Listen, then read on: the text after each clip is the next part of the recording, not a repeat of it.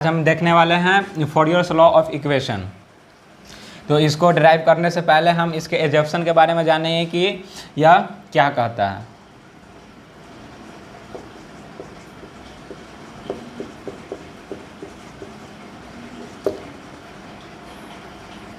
जो मेरा first assumption है,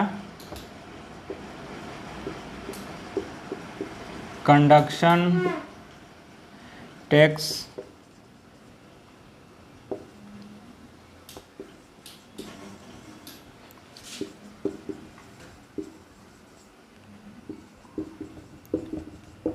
conduction takes place under a steady state।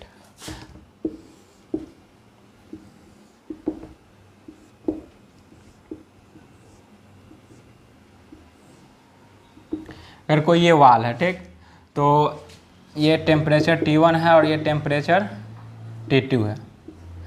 तो स्टेडी स्टेट कहने का मतलब जो मेरा ये टेम्परेचर T1 है और टेम्परेचर T2 है, इसमें कोई चेंजिंग नहीं आएगा।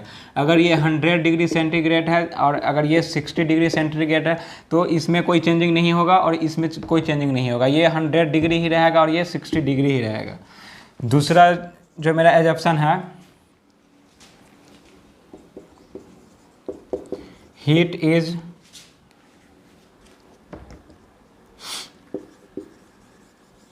हीट फ्लो इज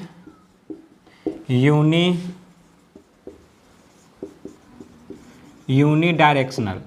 यूनिडायरेक्शनल कहने का मतलब जो मेरा हीट का जो डायरेक्शन है वो एक ही डायरेक्शन में जाएगा, नहीं कोई ऐसे हो चला जाएगा, ऐसे चला जाएगा, ऐसे चला जाएगा, ये नहीं, एक ही डायरेक्शन में जाएगा, जिससे हमको heat transfer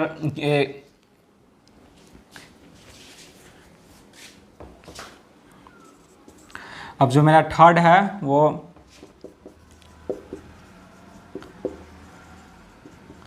the temperature gradient is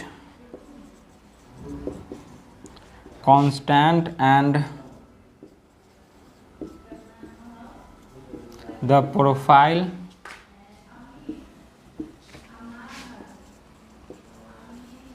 is linear। Temperature gradient is constant. जो मेरा dt अपॉन dx, ये मेरा x डायरेक्शन है, ये मेरा जो है वो कांस्टेंट होगा। अगर कहने का मतलब है जो अगर हम -4 डिग्री सेंटीग्रेड x डायरेक्शन में जा रहे हैं, मतलब जो अगर इस यहाँ से इधर जा रहे हैं तो मेरा 4 डिग्री सेंटीग्रेड का x 1 मीटर के रेट पर मेरा -4 डिग्री सेंटीग्रेड है वो डिक्रीज होगा। तो ये टेम्परेचर ग्रेडियंट है, ये जो कांस्टेंट होता है। Profile is linear. लीनियर कहने का मतलब है अगर ये 100 डिग्री सेंटीग्रेड यहाँ पे है तो यहाँ पे 90 डिग्री सेंटीग्रेड, यहाँ पे 80 70, इसका जो Q rate of heat transfer है वो कांस्टेंट रहेगा। अगर यहाँ से 10 डिग्री घट रहा है तो यहाँ से भी 10 डिग्री घटेगा। तो ये जो क्या मेरा है वो लीनियर है। अब फोर्थ एंड लास्ट एजप्शन जो है, the material is homogeneous and isotropic. Homogeneous कहने का मतलब जो मेरा मटेरियल है वो सेम होना चाहिए, अलग मटेरियल नहीं होना चाहिए। तो ये ऑल अबाउट एजप्शन था फोरियर्स लॉ ऑफ इक्वेशन का। अब इसका हम डेरिवेशन देखते हैं।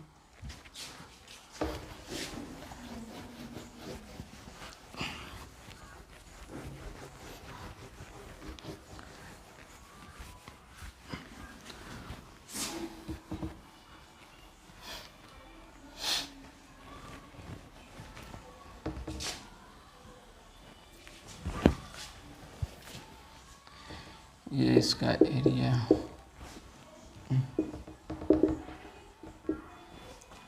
तो जो मेरा फोरियर्स लॉ ऑफ इक्वेशन बोलता है जो रेट ऑफ Q जो है, rate of heat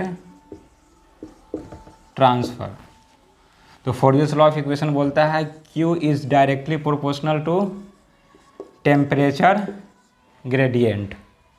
again Fourier's law of equation, इसको इक्वेशन 1 मान लेते हैं। अगेन बोलता है कि Q is directly proportional to area. अगर मेरा एरिया जितना ज़्यादा होगा उतना मेरा रेट ऑफ हीट ट्रांसफ़र है वो ज़्यादा होगा। इक्वेशन 2 फ्रॉम इक्वेशन 1 एंड 2 से, तो Q is directly proportional to dt upon dx into area. तो Q is minus K, proportionality हटाने के लिए यहाँ पे K पुट कर दिए हैं, dt अपॉन dx a।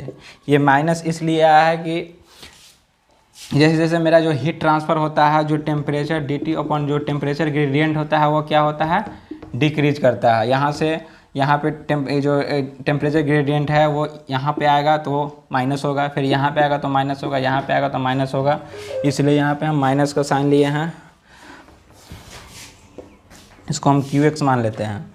अब इसको हम इंटीग्रेट करेंगे, नहीं अभी नहीं, अभी जो dx है इधर इसको लाएंगे, QX इंटू dx माइनस के dt अपॉन सीधा dt into area.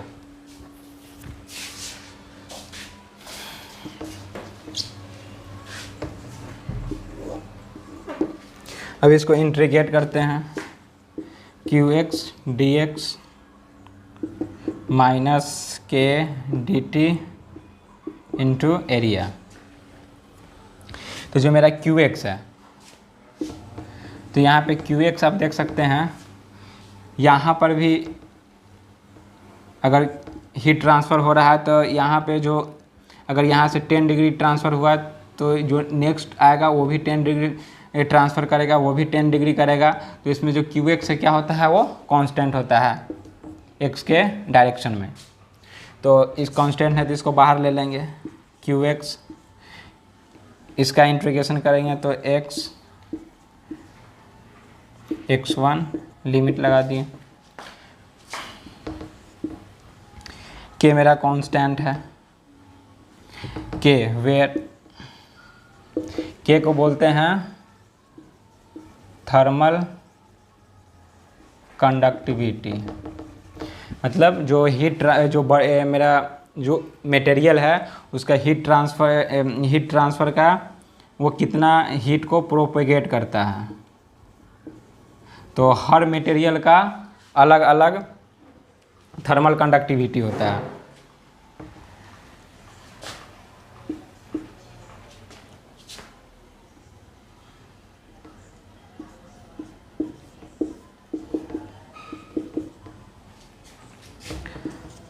QX x2 minus x1 minus QA T2 minus T1, तो QX x2 माइनस x1, इसका टेम्परेचर जो साइन है वो चेंज कर देते हैं, KA T1 माइनस T2,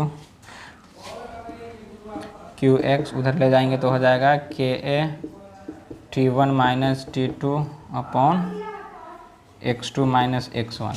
इसका टोटल जो थिकनेस था क्या था मेरा, L था, ये मानिए x1 था तो ये x2 था, तो दोनों का डिफरेंस क्या हो जाएगा, L।